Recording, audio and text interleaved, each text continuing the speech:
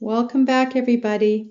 Today I'm going to show you how to make hawthorn tea. So here I have a collapsible clothes dryer, on top of which I have laid undyed cheesecloth, which I got at a market that has natural products as well. I don't want any dyes getting on the leaves. I've attached the cheesecloth with a clothespin on each corner, just to keep it steady as I tend to go by here, and I don't want to sweep any leaves off. I'm using the English hawthorn leaves here. Those are the ones I've been picking this year. And you can see that I leave space between the leaves for the leaves to dry. With the cheesecloth, because the air gets in underneath, you don't have to turn the leaf over every day. Before, when I dried hawthorn leaves on acid-free paper on a table, I had to turn them over every day like so. But with cheesecloth, you don't need to. They'll dry evenly like this, so it's easier. All right.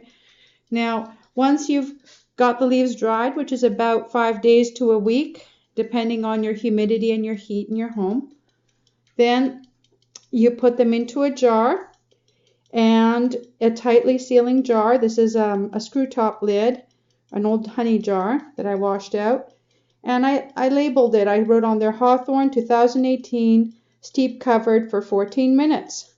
The year is important because Our Lady said even last year's hawthorn leaves would be effective for us. So I want to make sure that my leaves are no more than, say, a year and a half old. All right. So I've got a cup here that I'm going to put some dried leaves into.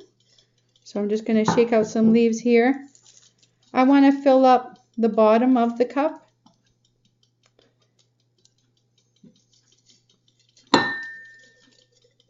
I want to have the bottom of the cup with leaves.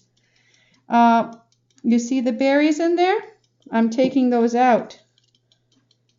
We do not drink the berries. We keep these for planting new trees after the 3 days of darkness.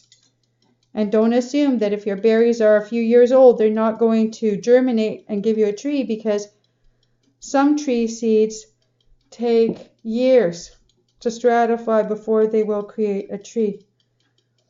Okay, so there I've got the bottom pretty much covered up. That's what you want to do. You want to have a goodly amount that covers the bottom of your teacup. I want to show you this. It's a non-electric egg timer.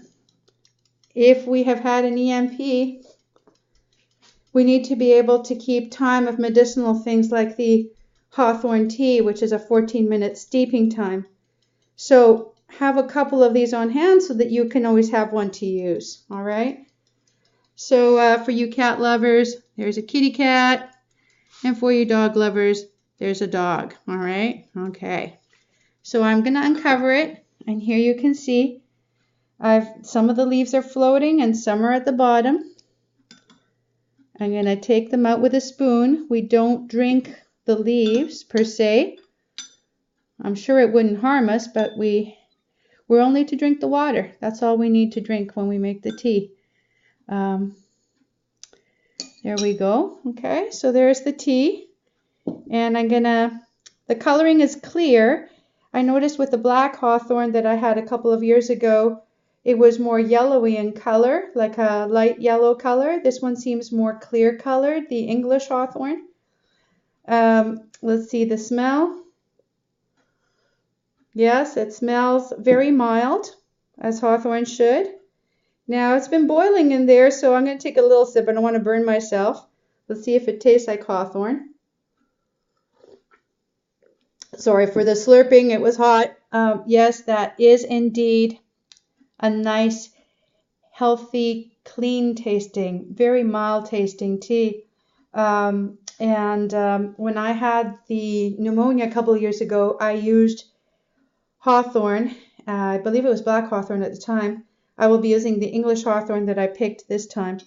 And there's a leaf or part of it. and I used it 3 times a day. So cleared up my respiratory congestion just fine. So do try it out. This Monday is the day to offer these leaves up to Our Lady. The Monday after the Feast of the Assumption. And the Feast of the Assumption is August 15. So the Monday after that is when you offer them up to Our Lady. So may Our Lady bless you. May she bless your leaves, and may she bless you in your endeavors to have this health-giving tea to clear up respiratory congestion. And in case you were wondering, this is a picture of a very young Pope Gregory 17. He is with his confessor and good friend, the Capuchin friar Padre Damaso. So I think the date is about 1961. Hail Gregory 17. All right. Okay, so here we go. And God bless you guys. Take care. Bye-bye.